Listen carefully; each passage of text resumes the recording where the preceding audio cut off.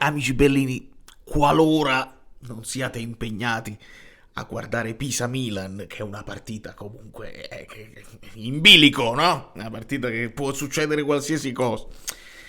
Ho pensato, non li voglio lasciare senza video, anche perché domani è San Valentino e quindi voi dite deve fare il suo dovere con sua moglie, magari una giornata dedicata, no, ma hanno messo delle prove e quindi devo fare anche il musicista e quindi può essere che domani, se non escono cose incredibili, novità pazzesche, non posso farvi uscire il video pre-partita. Però io un pochino di approfondimento l'ho fatto, oddio la Roma l'abbiamo vista già, quindi potremmo anche basarci su quello, però c'è Malen, male proprio, Malen proprio, e quindi una chiacchiera si può fare. Cominciamo. Benvenuti, io sono Valerio Fluido, iscrivetevi al canale, lasciate un like se vi va e se non vi va lasciatelo lo stesso. Ci sono pure delle situazioni in cui devi fare delle cose anche se non ti va a farle. Sto scherzando, non lo so. Voglio, leggo, questa è Sky, c'è fiducia attorno a McTominay perché il Napoli gioca un match a settimana. Ha tempo poi di tornare al 100% in settimana. Cioè, se è infiammato, se si fa male, non è che c'è fiducia e poi per him... Non lo so, vabbè, comunque questo è Sky, non sono ragionamenti che sta facendo la società, che sta facendo Conte. Secondo me, come McTominay ha stretto i denti prima e come potrebbe stringere i denti anche adesso, non è che è un problema che ha risolto e non è che è un problema che magari si può risolvere riposando, dipende da che tipo di problema è. Lo sapete voi che tipo di problema? No, ci hanno detto infiammazione, un tendine che si infiamma dietro al culo. Gilmour che fine ha fatto? No, perché anche sa, noi lo sappiamo che fine ha fatto, Neres lo sappiamo, De Bruyne non ce lo aspettiamo. Gilmour che fine ha fatto? Per sfizio, perché Canonico aveva detto che Gilmour era... Politano in pole su Gutierrez a destra. Ho letto anche che Conte ha provato Gutierrez a centrocampo nella partita con l'Ischia. Boh, veramente un altro jolly, un nuovo, cioè utilizzandolo alla Elmas proprio perché evidentemente c'è la paura. Cioè, se veramente è successo questo, vuol dire che c'è la consapevolezza che stai recuperando, hai recuperato Politano e quindi sulle fasce ti puoi arrabattare con Olivera, con Spinazzola, con Politano, lo stesso Mazzocchi e ti puoi arrangiare in qualche modo. Centrocampo Gilmour che fine ha fatto? Sulla tre quarti pronti infatti Elmas e Vergara a supporto di Oilund, Giovane, Allison li aspettiamo, quindi se stringe i denti McTominay Elmas te lo giochi là. Su Elmas io vi rimando al video di Andrea Marinozzi dove lui parla di quelli che sono i punti di forza del Napoli, come attacca il Napoli, e c'è la zona assist. La zona assist è più o meno quella zona vicino all'angolo dell'area di rigore, dove, insomma, è proprio quella zona dei trequartisti, no? Dove il Napoli molto spesso costruisce bene delle cose anche con il passaggio che viene a tagliare all'indietro. Uno dei passaggi, la classica azione che abbiamo sempre sofferto, adesso noi la stiamo facendo come cosa positiva e ci ricordiamo, dice Andrea Marinozzi, io non lo dico io, dice Andrea Marinozzi, Elmas è molto bravo in queste cose, vabbè, starà sbagliando anche lui, è proprio bello il video, andatevelo a vedere perché io riprendo da lui delle cose, come per esempio che la Roma è la migliore difesa d'Europa. Poi sono andato anche a vedere quei gol che hanno subito, quei pochi gol che hanno subito, li hanno subito nei big match e noi ne siamo anche una testimonianza, quindi non ci possiamo aspettare grandi goleade, ma non è detto che finisca 0-0. E insomma, si sta apparecchiando una partita da pareggio che non è l'ideale, ma molto poi dipende dalla Juve per questa giornata qua. Quindi voi state sereni e tranquilli. Difesa a 3 con la certezza di Rachmani al centro, certezza. Poi ci sono in 3 per 2 maglie Beukema e Buongiorno leggermente favoriti su Olivera. E niente di straordinario perché è chiaro, non hai Juan Jesus che è squalificato, se non ti convince Beukema puoi giocarti Buongiorno centrale,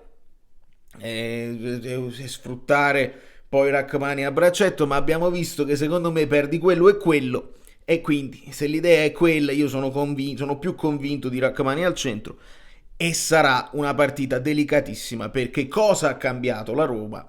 Ha cambiato proprio il centravanti, e con Malen c'è un giocatore molto mobile che svaria su tutto il fronte d'attacco, proprio il giocatore, le caratteristiche che cercava Gasperini.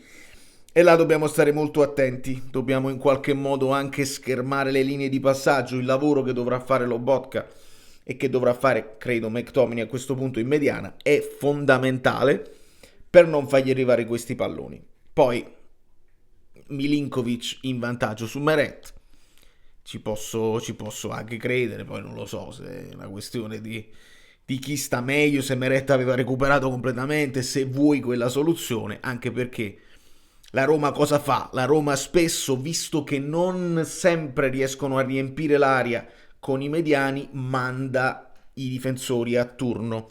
E quindi se mandi i difensori, se tu recuperi un pallone, un lancio lungo, come l'ha fatto anche Meret d'altra parte, però chi è più comfortable Milinkovic Savic, e quindi un lancio lungo in profondità a lanciare Oilund, a lanciare Vergara può essere sicuramente una soluzione.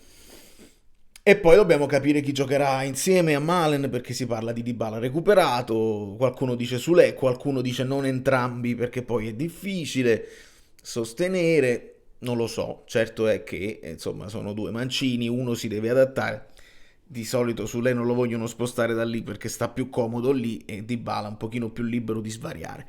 Quello che ho notato e che ci fa notare anche Andrea Marinozzi è che alle volte mandano Cristante a fare il sovraccarico, quello che faceva il Napoli sia con Spalletti, a volte anche con Conte l'anno scorso, il sovraccarico su una fascia, loro ovviamente lo fanno con le sovrapposizioni e con uno dei mediani che va. L'altro non sarà Manu Koné, ma sarà probabilmente o Pisilli, quei piccoli Pisilli, e che vediamo chi giocherà. E questa è la situazione. Io non penso di potervi parlare dello stadio. Ho sentito, è chiaro, voi mi mandate le cose, dici, ma hai sentito Bianchini, il Napoli vuole fare lo stadio? Ho sentito. E facciamo. Facciamo. Ci sono i soldi per fare uno stadio? Facciamolo. Te lo fa fare la città, perché poi ti serve... La città deve darti il via libera. Progetto? Quindi, direbbe Falco, quindi non parlatemi di stadio, non parlatemi di centro sportivo finché non ci sono le impalcature, perché la stessa cosa l'abbiamo fatta una settimana. Ecco il progetto del comune per rinnovare il Maradona, eccetera, eccetera. Lo state sentendo più? Le cose fatte con l'artiligenza intificiale.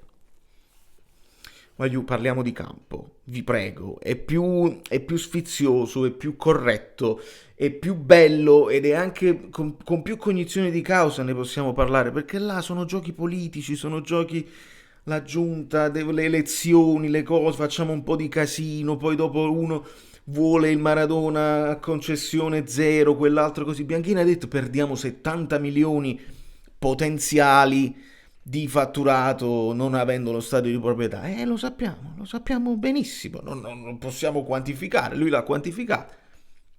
Devi spenderne quanto ne devi spendere? 500, 700, 400 se lo vuoi fare piccolino. E poi dopo 8 anni, dopo 10 anni che te lo stai ripagando con questo fatturato in più, e poi comincia ad essere fatturato che è così. Nel frattempo sono chiacchiere al vento che non portano a nulla. Non c'è altro perché sto guardando le cose e non si parla di altro. C'è fiducia, c'è cauto ottimismo e non si può parlare di altro. Poi mi hanno detto, ma il video non esce? Ma ve lo faccio perché ve lo faccio. Perché lo sapete come la penso, che mi sento poi in colpa se pure domani non lo faccio, che fa 2 giornate.